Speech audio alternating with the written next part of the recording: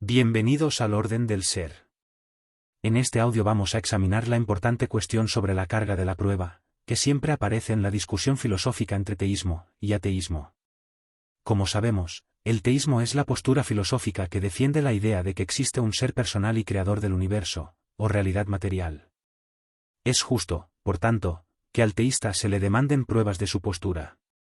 Pero una prueba no tiene por qué ser, simplemente, una prueba científica o empírica. La ciencia estudia el funcionamiento de la naturaleza, de la materia. Sin embargo, en el tema que nos ocupa, por la propia naturaleza inmaterial de Dios, es necesario, e inevitable, tratarlo mediante pruebas lógicas. Hay que tener en cuenta, que prueba es sinónimo de argumento, y ya hemos visto argumentos lógicos más que suficientes, en diferentes audios de este podcast, para justificar la afirmación de que Dios existe.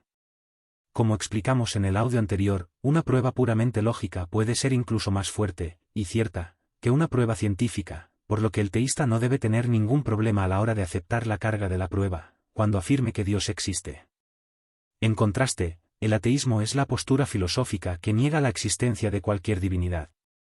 Es importante destacar que esta es la definición clásica del término, la que se encuentra en cualquier diccionario de filosofía. Por consiguiente, el ateísmo implica una afirmación de conocimiento, y está tan sometido a la carga de la prueba como el teísmo. Por ejemplo, imaginemos a un científico que afirme que no existe ningún tipo de vida fuera del sistema solar. Evidentemente, la comunidad científica le pediría pruebas de su afirmación. Ahora imaginen que el científico en cuestión simplemente responde, que no existe ningún tipo de vida fuera del sistema solar porque no hay prueba de su existencia. Es obvio que haría el ridículo, y que toda la comunidad científica desecharía su afirmación. La ausencia de prueba no es prueba de ausencia. Sin embargo, es muy común encontrar esta ridícula postura entre muchos ateos. Para evitar la carga de la prueba, el ateo desinformado suele alegar que el ateísmo no hace ninguna afirmación, que simplemente se trata de una ausencia de creencia, pero esto es falso. Ante la idea de Dios cualquier postura supone decantarse por una opción, y si uno es racional, esta opción debería estar justificada. La ausencia de creencia solo aplica realmente a seres sin capacidad de razonar, como un animal o una piedra. El doctor en filosofía, y profesor de metafísica, Agustín Echavarría, explica que esa incorrecta definición de ateísmo, como simple ausencia de creencia, fue artificialmente introducida por el filósofo ateo, Antoni Flew, por primera vez, y ya en el siglo XX. Curiosamente, Antoni Flew terminó por defender el teísmo, tras una larga carrera profesional defendiendo lo contrario. Lee Strobel, reputado periodista ateo convertido en apologista cristiano, suele comentar el caso de Antoni Flew, citando las razones basadas en indicios científicos que éste alegó para su cambio de postura. Por último, en el ateísmo popular, no en el académico, claro, suele alegarse, para escapar de la carga de prueba, que no se puede demostrar un negativo, o la inexistencia de algo. Pero esto tampoco es verdad. Los teístas estamos de acuerdo en que no se puede demostrar que Dios no existe, pero sencillamente porque es falso. Ya que, por supuesto que sí se puede demostrar un negativo, y la inexistencia de algo. La carga de la prueba recae sobre cualquiera que haga una afirmación de conocimiento, ya sea en sentido positivo, o negativo.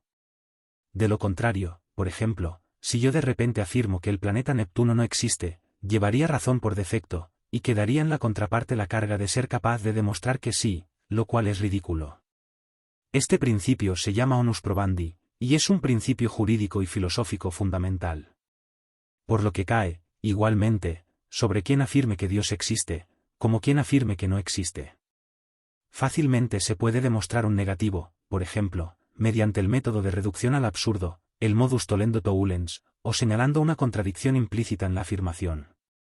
Además, tirando de ciencia básica, pongamos el caso, se puede demostrar que no existe ningún mamífero en la Luna, que no existe ningún planeta en el sistema solar más pesado que el Sol, que no existe ninguna solución real para ciertas ecuaciones, etc.